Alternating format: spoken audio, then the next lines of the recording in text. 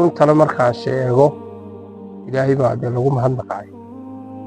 Qofka socda ama jim sameeya iyo qofkaana socon walaalow sinaba isku mid maaha. Markaan noloshan u fiirsato hurdada, cuntada, cabitaanka wuxuu ku wada jiraa raaxadeedu haddaad u yar fiirsato kadiidka. dee naftaadana wax kaaga lex jeclo badan ma jirin. ileen 5 waqti baynu wax cunaa. maduuna qaar baa 2 cunaa, qaar 3 bay cunaan. inagu 3 waqti unbaa tiraahdiin maaha, 2 waqti baa ku jira. qofku hadduu sidiisii hore u nahaado waan iska joogayahay oo cuntada aad baan ku jirayaa ma dee 7 dhan markaad intaasoo cuntiyo hawliyo ku jirto markaa kule adduunka yar baa la joogayaa. intaay waxa weeyaan in waxyaabo fara badan laga faa'iideysto.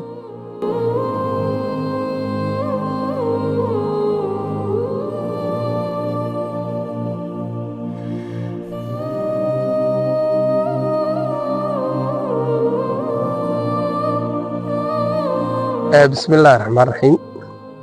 dhammaan waan salaamayaa khiyaarta walaalaha iigu horreeyey wayaan kibaar iyo injineer Ibraahim. kolley diiniyan iyo caafimaad intaba kibaar iyo Ibraahim baa dhameeyey. anigu hal qodob baan ku darayaa oo socodka iyo faa'iidadiisa.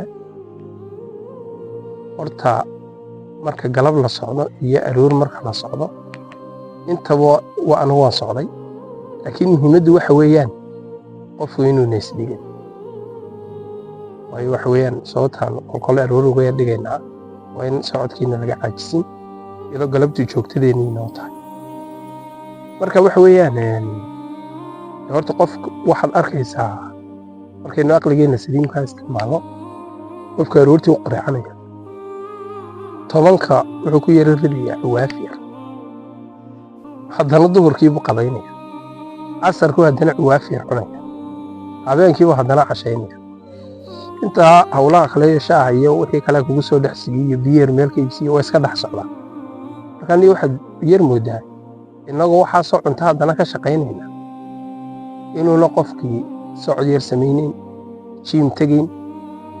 adduunka lama arag magaranaysaa shayga meel la dhigaaba ayaaba macaanaadaba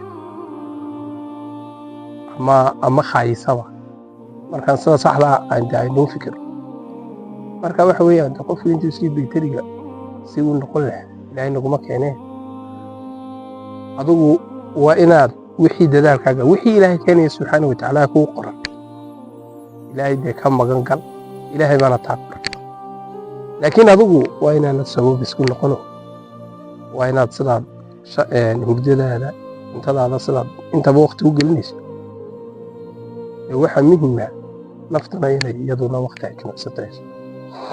waxa kaloon kuu sheegayaa bishaaraha walaalahay nafteeda u gudbinaya wax weeyaan markaan noloshan u fiirsato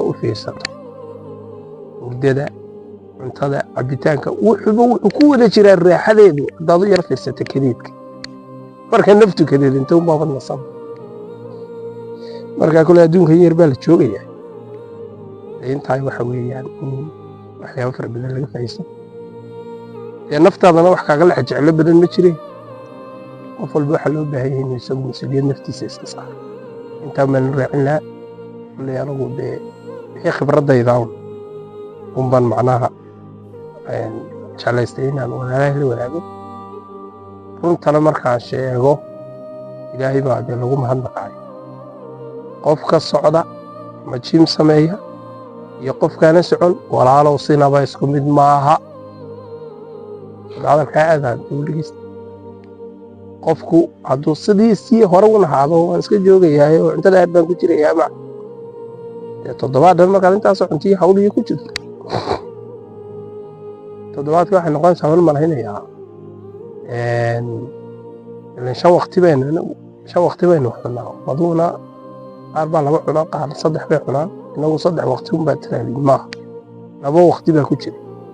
10ka subaxnimo waxbaa la cunayaa ilaa 11 galabtiina daweyn noogu shaahuna waa 2 jeer.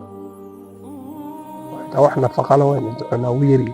marka waxa weeyaan loo toodiyo qofku intuu deeniyo ama waxaan ay ugu dhacay ma hawlay la soo darsay oo leeyahay ko hortaga ka fiican haddaba calaaca مسلسل ولا لا marka nafteedii naftiinaba insha allah waynu ka shaqayn doonaa waan yar dheereeyey canaan iyo la xajaalad bay ka tahay waan salaamayaa salaamu calaykum waraxmatullahi wabarakaatu